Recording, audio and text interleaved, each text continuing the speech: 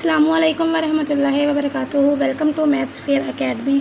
Hope so आप सब लोग बिल्कुल ठीक होंगे। तो आज की इस वीडियो में हम लोग डिस्कस करने लगे हैं MTS 634 के इम्पोर्टेंट टॉपिक्स फॉर सब्जेक्टिव। अगर आप लोग इसका सारा सिलेबस प्रिपेयर नहीं कर सकते तो आप जस्ट इन टॉपिक्स को अच्छे से प्रिपेयर कर लें, तो आपकी इंशाल्लाह यहाँ से 100% सब्जेक्टिव डन हो जाएगा। ठीक है, अब इसमें आपको मैं शॉर्ट ट्रिक बताऊँ कि आपने इनको कैसे प्रिपेयर करना है। आपको कोई प्रैक्टिस की ज़रूरत नहीं है। आप मैक्सिमम 2 आवर्स में आप MTS 634 की 100% तैयारी कर सकते हैं। Not just for subjective, also for objective. Objective भी आप यहाँ से कर सकते हैं। अब आपने करना सिंपल क्या है, ये ऐसे टॉपिक्स हैं, ये कॉन्सेप्चुअल टॉपिक्स हैं। आपको पता है MTS 634 जो सब्जेक्ट है ये कॉन्सेप्चुअल सब्जेक्ट है। आपको लेक्चर्स लिए बगैर इनकी समझ नहीं आएगी। आप प्रैक्टिस ना करें, आप कॉन्सेप्ट क्लियर कर लें, आपको MTS 634 में कम मार्क्स आएँ, ऐसा हो ही नहीं सकता।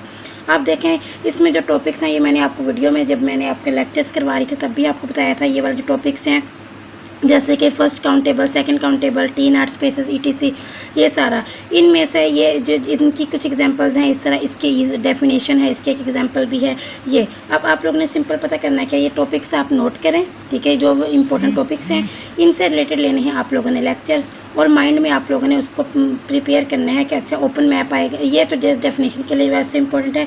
जैसा कि ये टॉपिक है, अगर हम इसकी बात कर लें first countable space, second countable space की, अब देखें आपने करना है इनको सर्च, आपने लेने हैं इनके लेक्चर्स और इनको करना है ये कि फर्स्ट कोई भी आपके पास देखें एक स्पेस आएगी आपके पेपर में, वो आपसे सिर्फ इतना पूछेंगे कि बताएं कि ये वाली जो स्पेस है ये फर्स्ट काउंटेबल स्पेस है या नहीं, या कोई भी और दे देंगे सेकंड काउंटेबल स्पेस का पूछ लेंगे, या कोई स्पेस दे के पूछेंगे T नॉट है, T2 है, T3 है, फाइंड आउट करें ये T2 है, ये T3 है, ये T3 है, ये T2 क्यों नहीं है।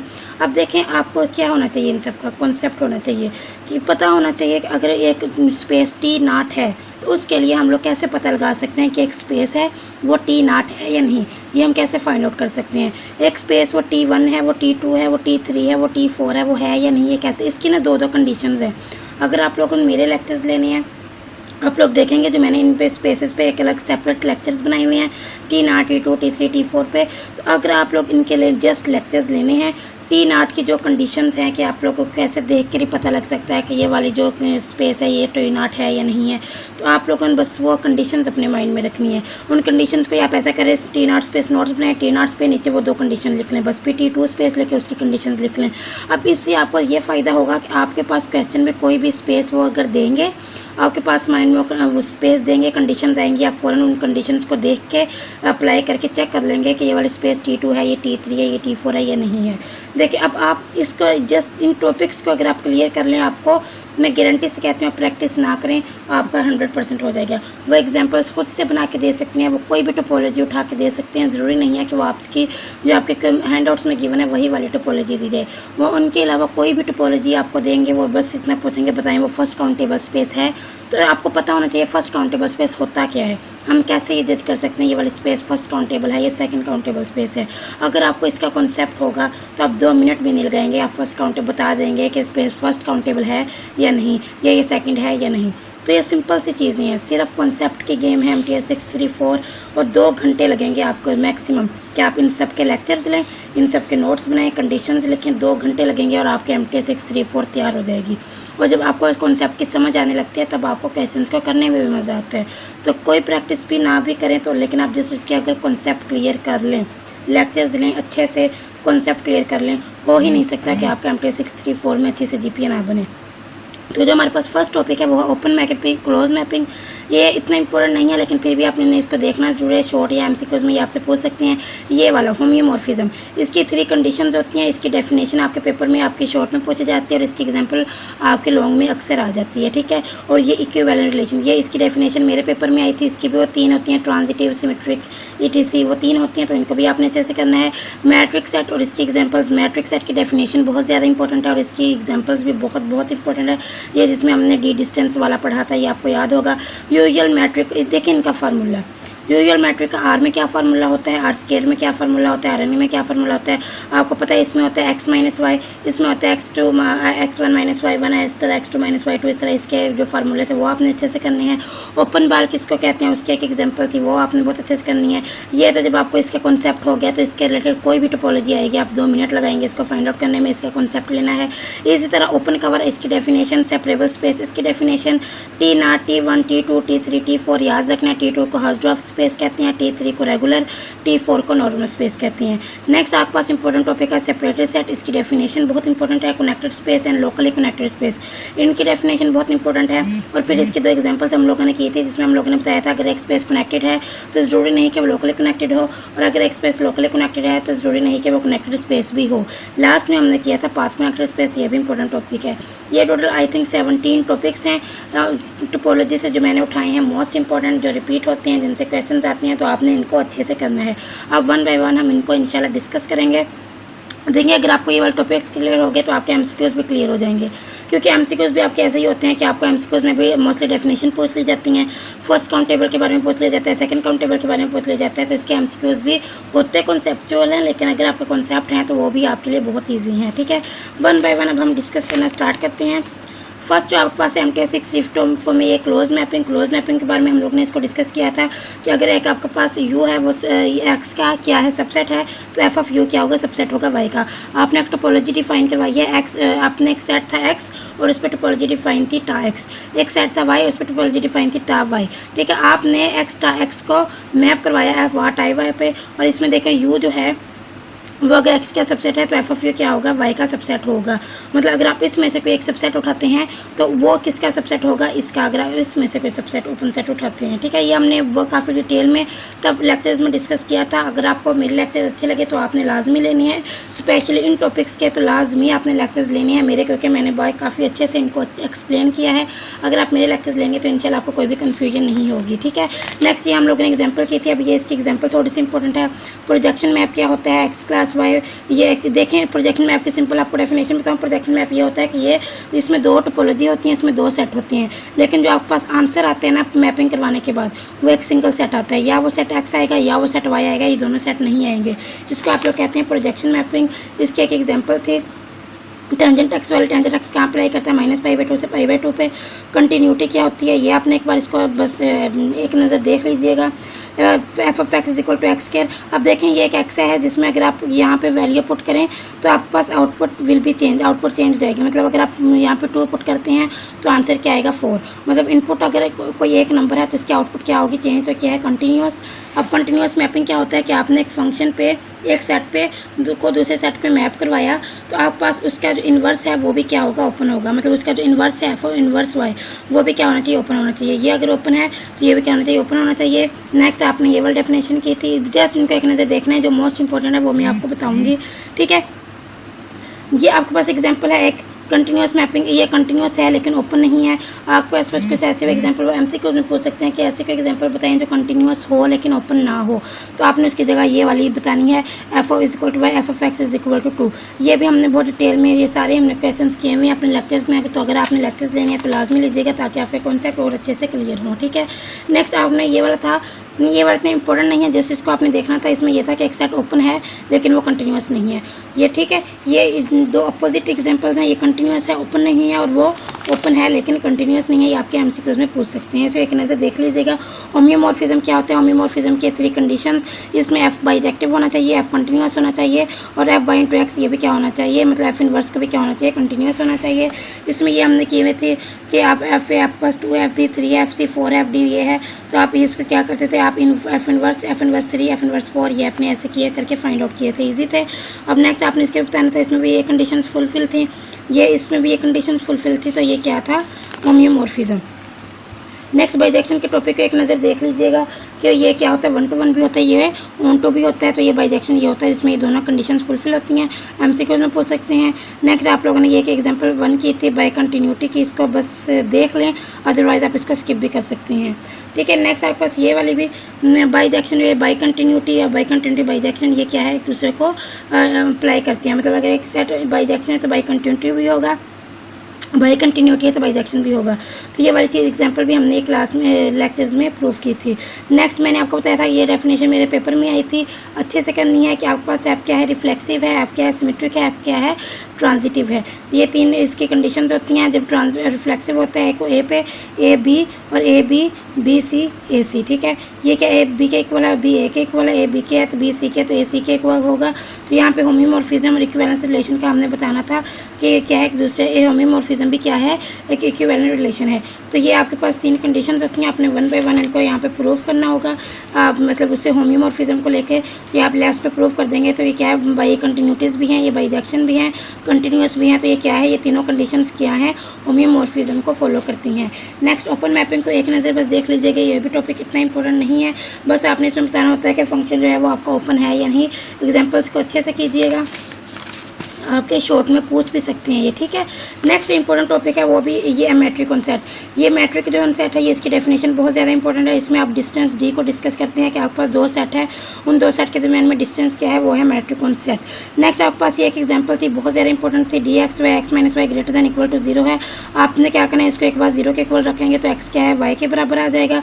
और then D X Y X minus Y, अब आपने इसमें सेकंड कंडीशन देखिए, फर्स्ट कंडीशन जो होती है ना मैट्रिक वो ये होती है कि आपने डी एक्स वाई को में एक्स माइनस वाई को ग्रेटर देन इक्वल टू 0 रखना है। फिर आपने था यहाँ पे x माइनस वाई को y माइनस एक्स के इक्वल रखना है, मतलब डी एक्स वाई को डी वाई एक्स के इक्वल प्रूफ करवाना है। ये आप प्रूफ करवाएंगे। फिर थर्ड इसकी कंडीशन होती है डी एक्स जेड, ये किसके इक्वल होता है, D X Y plus D Y Z, ठीक है। आपने थर्ड एक खुद से इंट्रोड्यूस करवाना होता है y, तो आपने इसको अच्छे से करना है। ये वाला जो क्वेश्चन है ये भी थोड़ा सा इंपॉर्टेंट है, एक नज़र इसको देख लीजिएगा, ठीक है। नेक्स्ट आपके पास है यूजुअल टोपोलॉजी ऑन आर, ये ऑन आर स्क्वायर पे इसका ये फार्मूला है, ऑन आर पे इसका ये वाला डी वाई एक्स, ये वाई माइनस एक्स के इक्वल होता है, ठीक है। ये इसका ये वाला एग्जांपल देख लीजिएगा, ये इंपॉर्टेंट लग रही है। जब X is equal to Y हो तो 0 होता है, X is not equal to Y हो तो 1 होता है।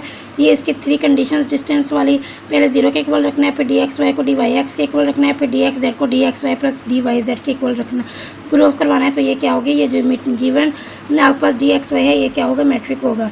नेक्स्ट आपने इसकी यूजुअल टोपोलॉजी के ये वाले फार्मूला याद रखना है, एन के लिए ये वाला फार्मूला याद रखना है। वैल्यूज़ देखें, अब आपको गिवन होगी x1 की, x2 की, y1 y2 की, सिंपल ये वाला फार्मूला लिखेंगे, आप यहाँ से इसकी वैल्यू निकाल लेंगे। इस तरह ये इसमें भी आपने सिंपल ऐसे ही करना। ये बहुत ज़्यादा इंपॉर्टेंट एग्जांपल है, इन दोनों में से एक आपके पेपर में समझ लें कि आ चुकी है। नेक्स्ट आपके पास है ओपन बाल। ओपन बाल क्या होता है, इसकी डेफिनेशन को एक नज़र बस पढ़ लीजिएगा, अदरवाइज़ इसको प्रिपेयर करने की ज़रूरत नहीं है। तो आप इस टॉपिक को बेशक आप स्किप कर दें, ठीक है। D X Y X minus Y इसमें क्या होता है, लेस देन आर होता है।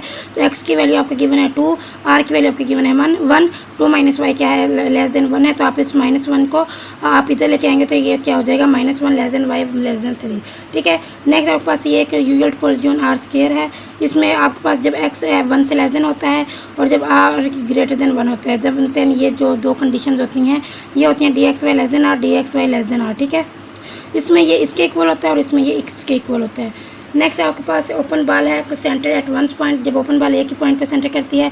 इसमें B1 X1 R1 ये लेस देन है B2 X2 R2, B2 X1 R2 B1 X1, मतलब इसको भी आप बस एक नज़र MCQs के लिए देख लें, अदरवाइज़ ये सब्जेक्टिव के लिए इंपॉर्टेंट नहीं है। नेक्स्ट है मैट्रिक टोपोलॉजी। मैट्रिक टोपोलॉजी क्या होता है, जिसमें हम डिस्टेंस डी को जिक्र करते हैं। एक बार रीड कर लीजिएगा बस, मैट्राइजेबल स्पेस, ये भी इसको भी एक बार रीड कर लीजिएगा, जिसमें क्या होता है कि आपके पास एक जो आप डी मैट्रिक को इंट्रोड्यूस करवाते हैं किसी भी टोपोलॉजी टाइप है तो इसको क्या कहते हैं, मैट्राइजेबल स्पेस कहते हैं, ठीक है। इसको बस इसके एग्जांपल्स को भी ज़्यादा करने की ज़रूरत नहीं है, फिर भी जस्ट एक बार देख लीजिएगा। नॉन मैट्राइजेबल स्पेस, इसका भी आपने जस्ट एक बार देखना है, ठीक है। नेक्स्ट आपके टॉपिक्स हैं, ये आ गई है फर्स्ट काउंटेबल स्पेस। यहाँ से आपके most repeated important question start होते हैं, आपको जस्ट इसका नॉलेज होना चाहिए। एक फर्स्ट काउंटेबल स्पेस होता क्या है, अगर आपको ये इसका आइडिया है कि इसकी कंडीशन क्या है तो आप किसी भी स्पेस को ईजिली बता सकते हैं कि वो फर्स्ट काउंटेबल है या नहीं। इसके एग्जाम्पल्स थी, एग्जाम्पल नंबर 2, 3 देखें, ये हमने की थी अपने लेक्चर्स में। एक दफ़ा आपने फर्स्ट काउंटेबल स्पेस का लेक्चर लाजमी लेना है, ठीक है। अगर आप लेक्चर ले लेंगे तो आपको इन क्वेश्चंस में कोई भी इशू नहीं होगा। ये भी ये मैंने खुद से एक एग्जांपल लेके आपको खुद से समझाया था कि इनडिस्क्रीट टोपोलॉजी है, डिस्क्रीट टोपोलॉजी है, तो आप कैसे बता सकते हैं कि स्पेस फर्स्ट काउंटेबल है या नहीं। तो आपने कुछ भी स्किप नहीं करना। सेकंड काउंटेबल स्पेस के भी मैंने आपको खुद से मैंने नोट्स बना के समझाया था। देन मैंने ये कुछ क्वेश्चंस आपको रिमार्क्स प्रूफ वगैरह ये आपके हैंडआउट से करवाए थे, इसको भी आपने स्किप नहीं करना। First and second countable space बहुत ज़्यादा इंपॉर्टेंट है। ये उसके कुछ एग्जांपल्स थी, ये आपको पेपर में लाजमी आती हैं, तो आपने इनका लेक्चर लाजमी लेना है, ठीक है। ये इसी के रिलेटेड एक थ्योरम था कि अगर ज़रूरी नहीं है कि आपके पास काउंटेबल स्पेस और फर्स्ट काउंटेबल है तो वो सेकंड काउंटेबल भी हो। जितनी भी सेकंड काउंटेबल होती हैं तो वो फर्स्ट होती हैं, लेकिन जो फर्स्ट होती हैं वो ज़रूरी नहीं है कि वो सेकंड भी हों, ठीक है। नेक्स्ट ओपन कवर के बारे में हम लोगों ने थोड़ा बहुत डिस्कस किया था। इसकी डेफिनेशन को एक बार पढ़ लीजिएगा कि ओपन कवर क्या होता है। ओपन कवर होता है कि आपके पास एक टोपोलॉजी है, आप उन टोपोलॉजी का लेते हैं सबसेट, मतलब उनमें से कुछ ओपन सबसेट को उठा लेते हैं, उनको जब आप कंबाइन करते हैं तो वो क्या होता है, ओपन कवर होता है, ठीक है। और इसमें कुछ भी इंपॉर्टेंट नहीं है। सेपरेबल स्पेस क्या होता है, इसके किसी भी स्पेस को आप सेपरेबल स्पेस कहते हैं if there exist a countable subset A of X. इसकी ये कंडीशन होती है कि सबसेट एक्स का ए काउंटेबल होना चाहिए और ए का क्लियर भी किसके इक्वल होना चाहिए, एक्स के इक्वल होना चाहिए। ये सेपरेबल स्पेस की डेफिनेशन अच्छे से करनी है आपने।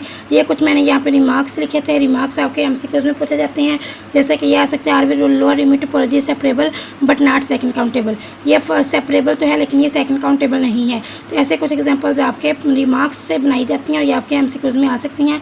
Types of spaces T1, T2, T3, T4, ये सारी मैंने इनको सेपरेट लेक्चर्स बना के अच्छे से मैंने इनको करवाया हुआ है। बस एक बार आपने T1, T2, T3, T4 इनके अगर आप लेक्चर्स ले लेंगे तो इनके रिलेटेड ये कोई भी एग्जांपल आपके पेपर में आएगी तो 100% है, आप इजीली कर लेंगे, कुछ भी मुश्किल नहीं होगी आपको। ये देखिए ये T2, T0, T1, देन ये T2, ये मैंने आपको लेक्चर्स में ये अच्छे से करवाई हुई थी, तो अब आपने एक बार इनका लेक्चर लाजमी लेना है। तो ये एग्जांपल्स आ जाएंगे, इसके अलावा कोई भी और एग्जांपल आ जाए तो हो ही नहीं सकता कि आप वो ना कर सकें, ठीक है। रेगुलर स्पेस के बारे में आपने ये नॉलेज लेना है। कम्प्लीटली नॉर्मल स्पेस ये T4 स्पेस होती है, ठीक है। अभी जो T4 स्पेस है वो T3 भी होगी, T2 भी होगी, T1 भी होगी, T0 भी होगी, लेकिन जो ज़रूरी नहीं है कि जो T0 है वो T4 भी हो, मतलब हम फॉरवर्ड चलते हैं, बैकवर्ड नहीं चलते, ठीक है। इसके कुछ एग्जांपल्स हैं, आपने इसको भी अच्छे से कर लेना है, ये सारे एग्जांपल्स आपने करनी है। नेक्स्ट ये कुछ डेफिनेशंस आ गई, आपने ये देखें, ये है remarks. Every normal T1 space with countable basis is metrizable. Every regular T1 space, ये भी क्या होती है, T1 space, normal T1 space और रेगुलर T1 स्पेस, ये क्या होती है, मैट्राइजेबल होती हैं। और मैट्रिक स्पेस होती क्या है, इसकी डेफिनेशन को एक नज़र बस देख लीजिएगा, बाकी सबको आपने एक नज़र देखना है, स्पेसेस वगैरह को आपने अच्छे से करना है। कवर क्या होता है, सब कवर क्या होता है, कवर ये होता है कि एक टोपोलॉजी से आपने खुद से सबसेट उठा लिए, अब उन सबसेट को जो आपने उठाया आपने उसके भी आगे से सबसेट ले लिया, वो सब कवर हो जाएगा। ओपन कवर ये है कि जो टोपोलॉजी में ओपन सबसेट होती हैं आप उनको मिलाकर कंबाइन कर लें, ओपन कवर हो जाएगा। ये सारे हमने डेफिनेशंस भी अपने लेक्चर्स में अच्छे से की थी, तो आपने इनको लाजमी करना है, ठीक है। ये कुछ एग्जांपल्स हैं, बस एक नज़र देखने वाली हैं, एमसीक्यूज़ में पूछ सकते हैं, तो इनको भी आपने अच्छे से करना है। ये कुछ रिमार्क्स थे। आर टी यू कॉम्पैक्ट नहीं होता, आर इन डिस्क्रीट कॉम्पैक्ट होता है, आर डिस्क्रीट ये भी कॉम्पैक्ट नहीं होता, आर टी फाइनाइट ये कॉम्पैक्ट होता है। एवरी क्लोज सब space of compact space, compact space की जो क्लोज सबस्पेस होती है वो भी कॉम्पैक्ट होती है, और compact space Hauser of space की जो कॉम्पैक्ट स्पेस होती है वो क्लोज होती है। एमसीक्यूज़ के लिए इनको याद रखना है, ये वाला इतना इंपॉर्टेंट नहीं है, लेकिन फिर भी आपने अगर देखना हो तो इसको लाजमी देख लीजिएगा ताकि आपके पेपर में कुछ भी स्किप ना हो। क्या है इसके मेन फॉर्म, ये जो थ्योरम है वो है कि कॉम्पैक्ट स्पेस का जो इमेज होता है वो कंटिन्यूस मैप में क्या होता है, कॉम्पैक्ट होता है, ठीक है। आपने इसको एक नज़र देख लेना है। ये आपको ये मशवरा दूंगी कि आप बस लेक्चर्स ले लें, प्रैक्टिस करने का टाइम नहीं है, जस्ट लेक्चर लें, इंपॉर्टेंट पॉइंट्स को नोट डाउन करते जाएँ, तो आपके इंशाल्लाह यहाँ से भी अच्छे भले मार्क्स बन जाएंगे, ठीक है। सेपरेटेड सेट क्या होता है, इसके 3 डेफिनेशन मैंने आपको लेक्चर में करवाई थी, आप ये वाली डेफिनेशन कर लें, आप ये वाली कर लें, या आप ये वाली कर लें, ठीक है। इनमें से आप कोई भी डेफिनेशन को अप्लाई करेंगे किसी भी टोपोलॉजी पे, तो आप वहाँ पे से बता सकते हैं कि वो सेपरेटेड सेट है या नहीं। अब देखिए ये हमने फर्स्ट डेफिनेशन के थ्रू, ये हमने सेकंड और थर्ड डेफिनेशन के थ्रू इसको प्रूव किया था अपने लेक्चर्स में, लाजमी देखिएगा एक बार। तो कनेक्टेड स्पेस क्या होता है, कनेक्टेड स्पेस में कि ये वाली कंडीशन होती है और इसमें एक ये जो इन दोनों का इंटरसेक्शन होता है वो 0 के इक्वल होता है। फिर आपके पास एक स्पेस थी, आपने बताना था ये कनेक्टेड है, डिसकनेक्टेड है, ये भी हमने अपने लेक्चर्स में अच्छे से किया था, तो आपने इनको स्किप नहीं करना। नेक्स्ट आपके पास है डिसकनेक्टेड स्पेस। डिसकनेक्टेड स्पेस में मैंने आपको ये सारा बताया था कि इसमें इंटरसेक्शन 5 के इक्वल होता है, और ये इसमें ये होता है कि इसमें D1 भी एम्प्टी होता है, D2 भी एम्प्टी होता है, और कनेक्टेड में D1 D2 कनेक्टेड नहीं, एम्प्टी नहीं होते हैं, ठीक है। ये कुछ मैंने आपको बताया था कि ये ज़्यादा इंपॉर्टेंट है ये वाला। ये नहीं है इतना इंपॉर्टेंट, बस एमसीक्यूज के लिए याद रखें कि यह क्या है, ये कनेक्टेड नहीं होता। 0 से 1 और 0 से 1 ये क्या है, एमसीक्यूज के लिए याद रखना, कनेक्टेड नहीं होता। फिक्स पॉइंट, इसको बस एक नज़र देख लीजिएगा वरना आप इसको इजीली स्किप कर सकते हैं, इंपॉर्टेंट नहीं है। ये थ्योरम भी इंपॉर्टेंट इतने नहीं है। ये कनेक्टेड कंपोनेंट, ये वाला मैंने आपको बताया था, ये थोड़ा सा इंपॉर्टेंट है। इसमें ये जो थी एग्जाम्पल ये थोड़ी सी इंपॉर्टेंट थी, इसको कर लीजिएगा, ठीक है। नेक्स्ट आपके पास था ये थ्योरम, आप इसको भी स्किप कर सकते हैं। लोकली कनेक्टेड स्पेसेस की डेफिनेशन, इसकी ये दो कंडीशंस अच्छे से याद करनी है। कोई भी स्पेस कनेक्टेड नहीं होती, कनेक्टेड होती है, लोकली कनेक्टेड नहीं होती, लोकली कनेक्टेड होती है, कनेक्टेड नहीं होती। इसके दो आपके एमसीक्यूज के लिए याद रखने, अगर ये वाली हो तो ये कनेक्टेड नहीं होती, लोकली कनेक्टेड होती है, और अगर ये वाली हो तो ये कनेक्टेड होती है, लोकली कनेक्टेड नहीं होती। पाथ कनेक्टेड स्पेस की ये वाली डेफिनेशन थी, जिससे पाथ 0 x के इक्वल होता है, पाथ 1 y के इक्वल होता है, ठीक है। इसकी 3 डेफिनेशन हमने 5 कनेक्टेड स्पेस की थी, आप इनमें से कोई भी एक कर सकते हैं। अब ये आ जाते हैं इन्हीं टॉपिक्स पे। मैं अगेन आपको बता के जा रही हूँ कि इन टॉपिक्स को सर्च करें, इनके नोट्स बना लें, इसकी इंपॉर्टेंट बातों को, कंडीशंस को याद रख लें। कोई भी क्वेश्चन आपके पास टेंशन ना लेके हैंड आउट से आएगा या बाहर से आएगा, कोई भी आया तो आप इंशाल्लाह कर लेंगे। तो इनको टॉपिक्स को आपने 100% करके जाना है। स्पेशली जो मैंने आपको spaces, first second countable, metric, usual, ये वाले जो मैंने टॉपिक्स बताए ना, इनको आपने और भी ज़्यादा अच्छे से करना है। अपना बहुत सारा ख्याल रखिएगा। Best of luck for your exam. अल्लाह हाफिज़, जज़ाकल्लाह।